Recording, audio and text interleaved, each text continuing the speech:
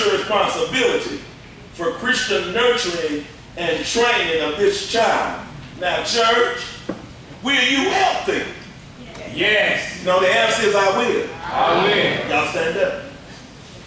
Y'all know we come down, church, stand up. Y'all got to take this serious. This is commitment. Yes, sir. Lancaster Church of God, will you help Charles and Danielle and the parents bless and help this child to grow up in the admonition of God? The answer is I will.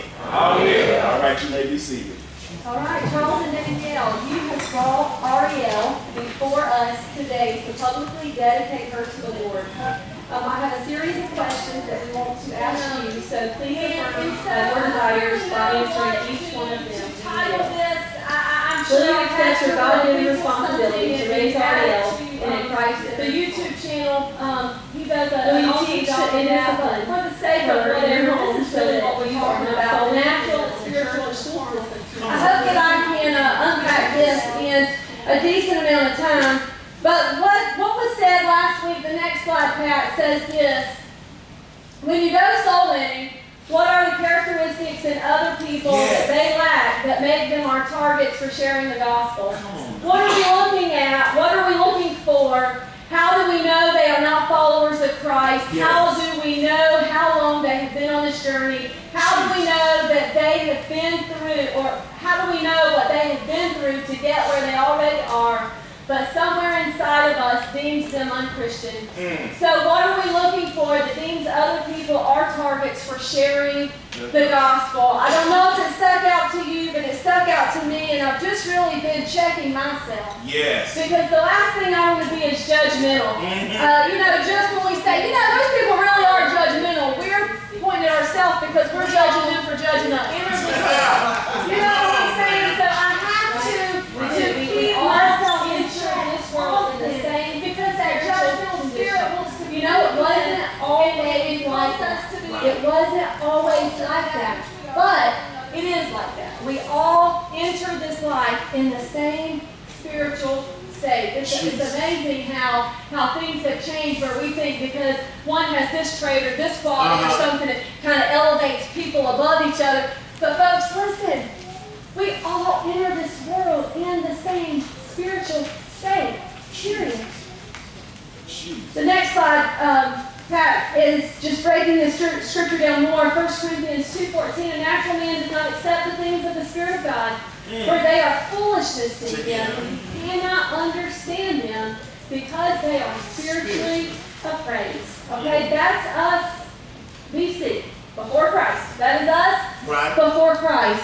The next one is a spiritual man, is the one who is looking inside. What we talked about a couple weeks ago is developing your soul. So it's the one who is looking inside, developing their soul. The one whose soul is awakened. Isn't there moments in your life where if there's like a aha moment, or there's like a wake-up moment, or you hear something a different way that you've never heard before, and something inside of you just lights up. Anybody ever had something that has lit up inside of you? Amen. I assure you, it was God. There was something about the Spirit of God. When the Spirit of God connects with the Spirit of God in you, there's something deep that happens inside of us.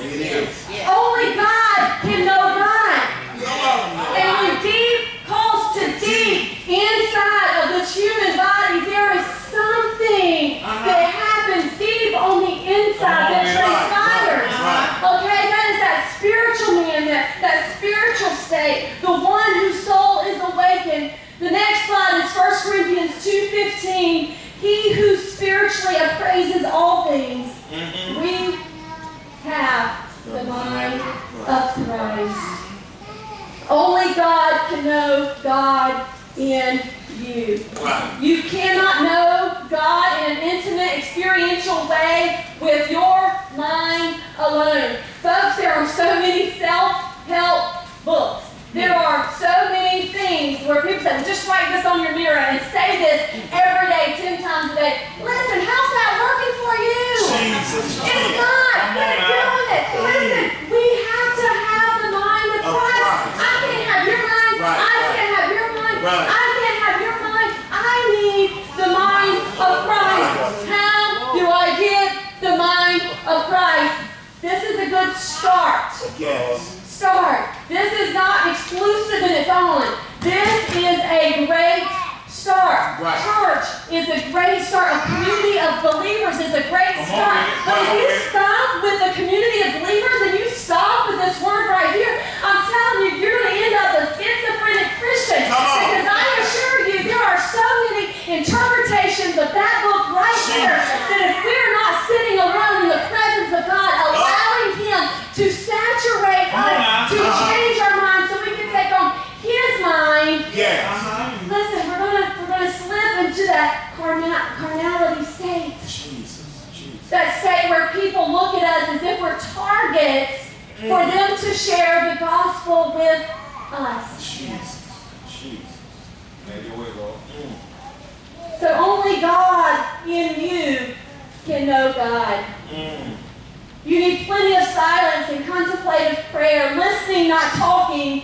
When your soul is awakened, you have the mind of Christ. Next slide, Pat. Romans 1, 2, and 3 says this. Don't copy the behavior and the customs of this world. Right. But let God transform you into a new person by changing the way you think. Listen, when I go to the copy, the behavior, and the customs of this world, I know we think of the secular world, but guess what? The church is also in the world. There's a lot of behaviors and a lot of things that the church has adopted that aren't so nice. That's right. Okay? When we call ourselves disciples, but we act more like Pharisees, that's things that we have adopted into this church culture that is not godly, that is not Christian. Yes.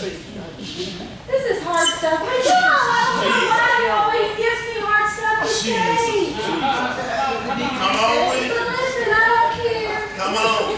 I don't care. So don't copy the behavior and customs of this world, but let God transform you into a new person by changing the way you think. Then you will learn to know God's will for you, which is good and pleasing and perfect. Be honest in your self-evaluation, measuring yourself by the faith God has given us. Right.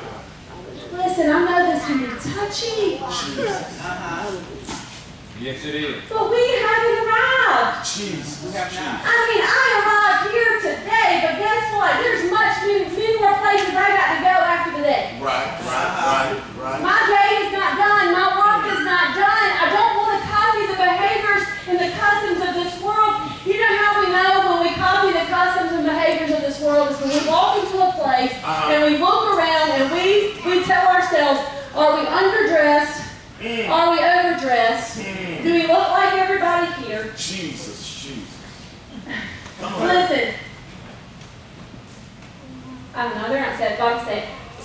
I think sometimes the world does a better job of being more Christ-like than the church. Sometimes. Come on, man.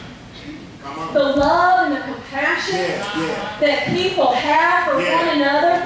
You know, like back a couple years ago when that big old, the storms came through, was it Haiti or somewhere in there that you would see on the news, and I thought, we are so spoiled in America. We've got this American Jesus.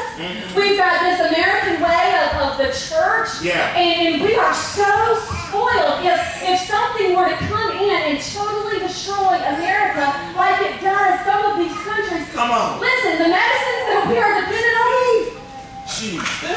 Come on, man. Tell me when your medicine runs out and there's nowhere to go to get it. What is your plan B? You better come on. I mean, I feel sorry, the people that are on blood pressure medicine, on heart medicine, that are on these things, stress medicine, whatever it is, because we need those things. But when that supply is out and you can't go to the pharmacy because there's no pharmacy, the only thing that Red Cross is sending in is water and food and wrapped up packages. And what is your plan B? I couldn't imagine. It gripped me. You know why? Because that was the time that my kids were going through some asthma stuff, and we were so dependent on albuterol. I hate that stuff, but I love it at the same time. I hate it. I hate the fact that my kids are dependent on that sometimes, but I love it because it saves their life. And so I had to stir the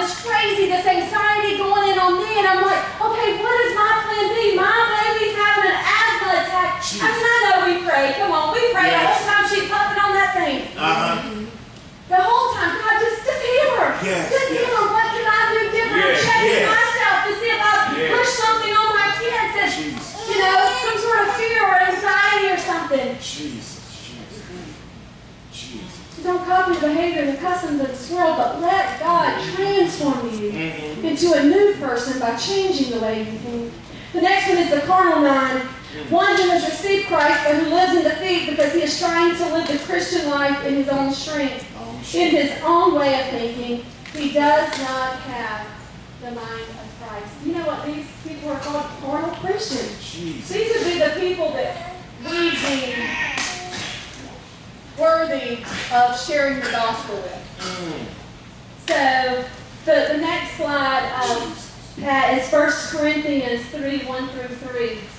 And it says this, and I, brethren, could not speak to you as to spiritual men, but as to carnal men, as to babes in Christ. I love it. They still have a place. Yes. They still have a place. I gave you milk to drink, not solid food, for you were not yet able to receive it. Indeed, even now, you are not yet able. Even now. Even now. I've given you all this stuff because you were able to receive it. And even now, when I think that you should be well on your way past the milk, indeed, even now, you are not yet able, for you are still carnal. For since there is jealousy and strife among you, are you not fleshly and are not walking like mere men or mere women?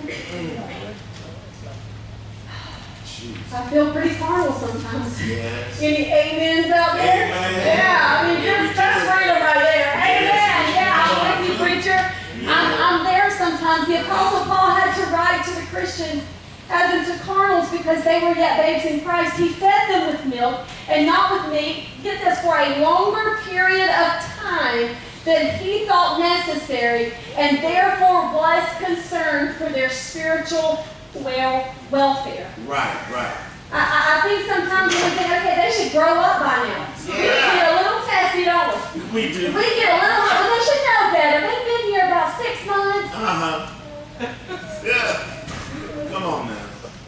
2 weeks, come on. Listen, I'm telling myself, I'm telling myself. Yeah. They should know better. But Paul just said, even for a longer period of time than he thought necessary, he still fed them. You know how a mom feeds her baby? Gently. Jesus. Come on now. Thank you, Lord. Jesus. Tenderly. Yes. Passionately. Yes. Don't mean you don't get frustrated when they try to act up. You have to do whatever you can to calm that baby. And sometimes calm that baby means you have to calm yourself first. The more agitated you get, guess what? The more agitated that baby gets. So it's not always nurturing, is it? It's not always tender. It's almost like, just eat. It's your feeding time. Yes. Listen, you laugh because the struggle's real. You've been there. Yes.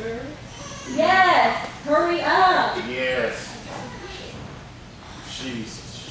So I believe that when we begin to follow Christ, we are babes in Christ, or we're carnal, just like an infant is weaned from milk. So should Christians be weaned, moving into deeper, fuller, richer journey of self-discovery, acknowledging deadly sins or things that are hang-ups maybe that lie inside of us. We all have them. We all have things inside of us that grip us, that get us. Yes. And we should be inviting the graces of the Spirit to infiltrate our life. Listen, at the heart of who I am, when I first started out in life, I can look back to say, what kind of person was I prior to experiencing pain and hurt? And I thought, I was just a good person.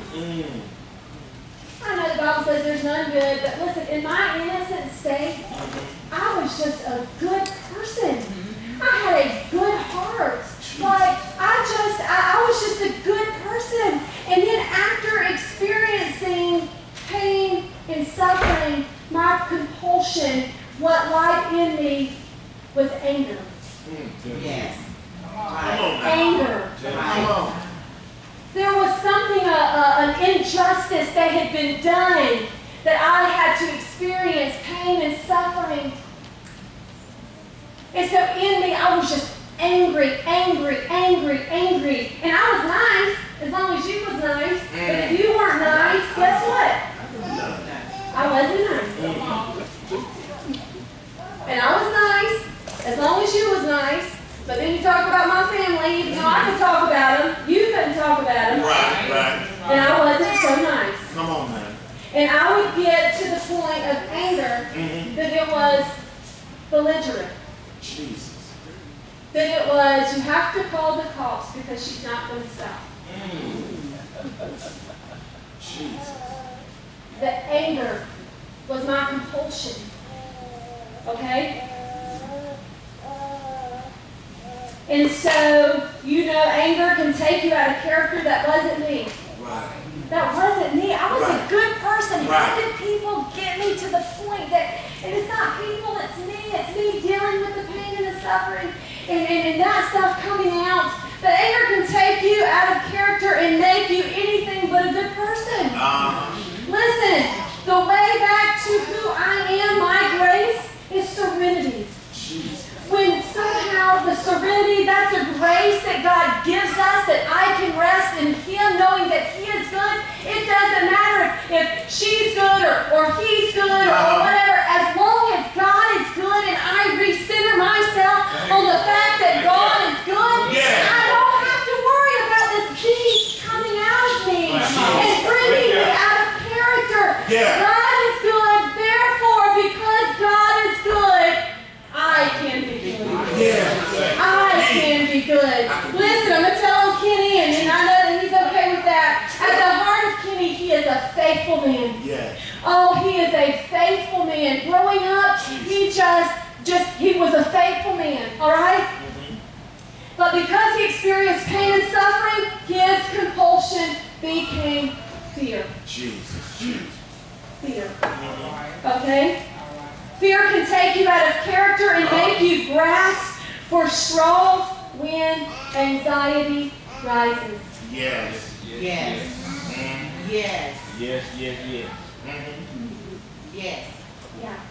It takes you out of character, doesn't it? Yes. So the way back to his true self is through courage. Not power, not prestige, not look at me, but through courage. Did you know that courage is a grace that God gives us? When we see that God is courageous and that God is with us, then we can step out of whatever we deem fearful, anxiety-ridden situation. Because you are courageous, God, I can walk with you.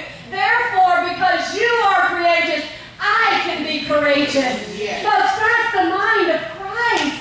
That is the mind of Christ. But we can't do that as long as we have things sticking in our ears and people surrounding us talking all the time. We have to find places throughout the day to settle ourselves, to listen to God. Listen, every voice you hear in your head is not Satan.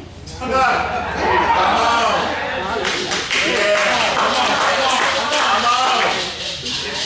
We give him way too much credit.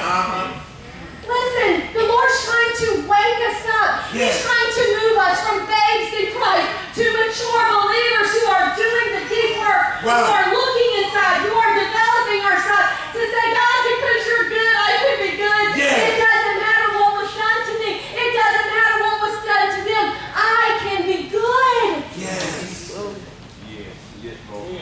And because you are courageous, I can be faithful. I can be courageous. Listen, other people I know are truly loving at heart. They genuinely love people. When those kind of people experience pain and suffering, you know what their compulsion is? Jesus. Listen, if this is you, it hurts. Jesus. It hurts worse than me saying it. If it's mine's anger, that hurts me. Jesus. You talk about my anger, you know? Tell me I'm not nice, you know? But pride. Pride. Their compulsion is pride. Pride can also take you out of character and make you act unloving. The way back to your true self is through humility. Didn't Jesus come to say that he is humble? Yes. God, when you are humble. You know what? He has been wronged so many times, accused. He's been cussed out. More than I have. Jesus. But he's a big God. He can handle this. And you know what? He still dishes out love and forgiveness. Yes. So the God in me should know the God that's trying to communicate. Right? Because if he is in me, then deep calls to deep. My soul awakens. There is something that takes place deep down on the inside. We did the class on the emotionally healthy spirituality class. Everybody taking that? Raise your hand. I'm going to tell you what. We're going to offer it again, and you need to jump in. That's all I'm going to say. Or if you can't do the class, just read the book. Just read the book. Anyway, so in that class, they talked about there were 70-year-old Christians who are still on milk. I've been saved for 70 years. Jesus. 50 years, 30 years, 40 years. And still on milk. Jesus. And you know what's going on is they're just simply surviving. I understand worrying about your family. Right. But when are you going to trust the Lord for your family? Jesus. Yes. Come on, man. You know, that worrying gets you out of character. Right. Right. Make you sick. Yeah. Make you lose weight, make you gain weight. Jesus. See, there's no end to that. How do I know? Because they still talk about one another. They still get jealous and cannot tolerate one another. Does that make sense? Yes. And I think that so don't hear me wrong. I don't think you're one or the other. I think we slip back and forth between the two. Come on. Yeah. So maybe that'll help you feel a little better when you think, oh, I'm still carnal. You know? I think we have moments that we're totally just walking with the Lord and we're trusting Him. Right. But you know what? It's easy for one thing to happen in our life and get us off balance. Get us back on that little crazy stuff. Whatever we want to call it. But you know what we got to do? At some point we got to make the choice to get off the hamster wheel. Yeah. Okay, I'm wore out. My body's tired. My mind's tired. Let me take a step to the side and breathe for a minute. Okay? Now, there's some people who are naturally going to carry around a low level of anxiety all the time. Right. There's still hope. There's still a way to, there's a way that you have to have the mind of Christ, and it's constantly filtered through the mind of Christ of how you are able to walk with Christ and breathe in Christ. And so, I want you to stand with me. We're going to wrap this up real good. Ministers, if you come to the front. Listen, in reference to the story I opened with, do you spiritually sleep on the edge of the bed? See, carnal Christians keep getting up when they fall out from the edge. They keep getting back in the bed, back in the bed, back in the bed. Spiritual Christians are the ones who move to the middle and continue to change out the mattress when it's not working for them no more. It's called changing with the times to be relevant to the next generation. And the natural man, get this, the natural man refuses to even get into bed or sleep under the same roof as his parents. He just don't care. He's not been awakened. She's not been awakened. If you're a natural man, know that all have sinned and fall short of the glory of God. Acts tells us to repent ye therefore and be converted, that your sins may be forgiven when the times of refreshing shall come from the presence of the Lord. That's now, folks. You can live your best life now. You don't have to wait. You don't have to wait. If you're carnal, you're on a slippery place. These type of people are the people we should be pulling even closer.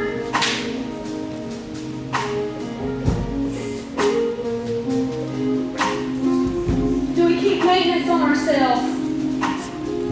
Do we let others check our blind spots?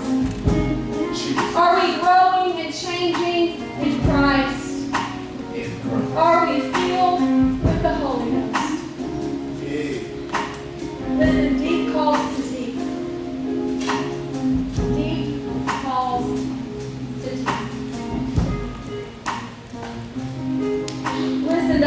things that we don't confess, we will repeat. Do you hear me this morning? Those things that we don't confess and we think we're just going to tuck away and sweep it under the rug and it's going to be better because our pride is too great to deal with those things, those are the very things that we will repeat. Listen, there's a reason why the Lord said confess your faults one to another so that you may be healed. We confess to God so that we can be forgiven. But what about the healing? The healing comes when I confess one to another. Listen, you don't just confess to anybody. I'll tell you that. Come on. I'm not just going to share my stuff with just anybody. Come on. I'm not going to say because they might be judgmental because then I'll be judgmental of it. But listen, what you don't confess, you will repeat. What keeps us in that carnal state? I pretty much know the majority of people in this room are here because they have had an encounter with Christ where they say, yes, I'll follow you. But they hadn't done much following. Okay? What we would say back in the day was they backslid. Well, you know, come on, I can walk with God and things still happen sometimes. I do believe in backsliding or whatever. But listen, I just think we just get so hung up on that. Are we in or are we out? That we forget, yeah, we're still in. So guess what? Today's another day. The things that you don't confess, you will repeat. We have ministers up front that want to pray for you, that are ready and willing to pray for you. It doesn't have to be a big confession time. Maybe it's something else that you have a need of today. That something was said in this message and you said, listen, I want to make a commitment to myself today that I want to follow through with confessing this commitment to you. Okay? I need more time in silence and solitude. And I just simply say, can you hold me accountable? Can you help